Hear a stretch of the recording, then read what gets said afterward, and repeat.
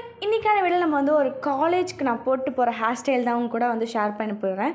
So first வந்து side பார்ட்டிஷனாக எடுத்துக்கிட்டு அந்த சைட் பார்ட்டிஷனை வந்து இந்த மாதிரி ட்ரையாங்கலோ ஏதோ ஸ்கொயரோ அந்தமாரி நான் வந்து எடுத்துக்கிறேன். அதை வந்து லைட்டாக நான் வந்து ட்விஸ்ட் பண்ணி வந்து கிளிப் போட்டு செக்யூர் பண்ணிக்கிறேன். கொஞ்சம் லைட்டாக வந்து முன்னாடி இழுத்து விட்ட மாதிரி பஃப் வச்ச மாதிரி வந்து கிளிப் போட்டு செக்யூர் பண்ணிக்கிறேன்.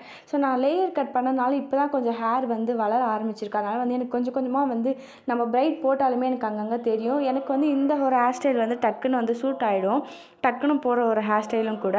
இந்த 2 பக்கமும் வந்து ஹேர் இருக்கு இல்லையா, அதை வந்து நான் என்ன பண்ணுறேன்னு பார்த்தீங்கன்னா கிளிப் போட்டு நடுவில் வந்து கிளிப் குத்தி வந்து செக்யூர் பண்ணிக்கிறேன்.